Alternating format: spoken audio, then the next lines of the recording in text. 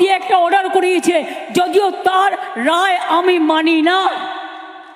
যেমন 26,000 টিচারকে যখন বাতিল করেছিল বিজেপি, আমি বলেছিলাম ওদের রায় আমরা মানি না।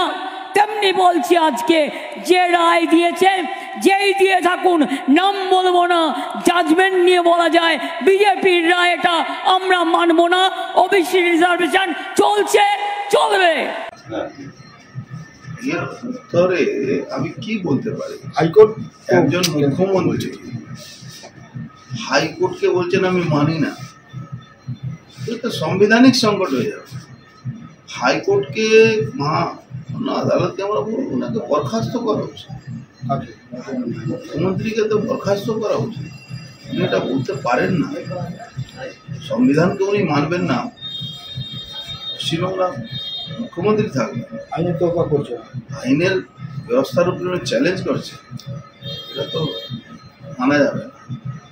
আমি জানি না কে ওনার পরামর্শ দিচ্ছে, মনে হচ্ছে উনি একটা ভুল পদক্ষেপে ভুল কথা বলে ফেলেছে, রাজনৈতিক উদ্দেশ্যে বিচার ব্যবস্থাকে আঘাত করার চেষ্টা করছে।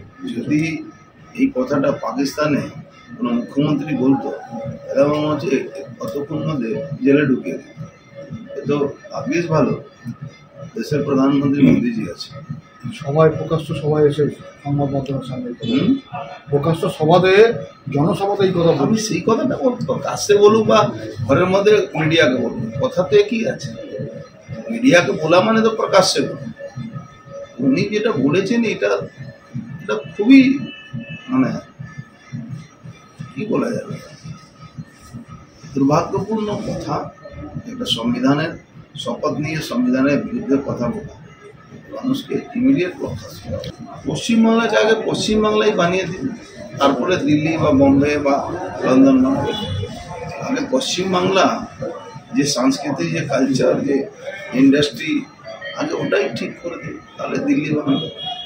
ভোট মিটে গেলেও ব্যারাকপুরের যে প্রসঙ্গ, সেটা মুখ্যমন্ত্রী করা সোদপুরের মঞ্চ থেকে বা পানিহাটি খড়দার মঞ্চ থেকে উঠে আসছে।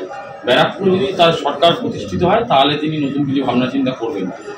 কেন ওনার সরকার তো হচ্ছে না, ওনার সরকার তো বাংলায় আছে।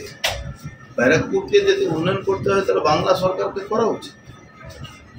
আবার সন্দেশখালী আবার শেখ শাহজাহান বানাবে, আবার শিবু হাজারাকে ওখানে নামাবে। ওনাকে লোক ভোট দেবে না, এটা নিশ্চিত থাকবে। যদি হাজী নুরুল ইসলাম জেতে, হাজী নুরুল ইসলাম জেতার কোনো প্রশ্নই ওঠে না।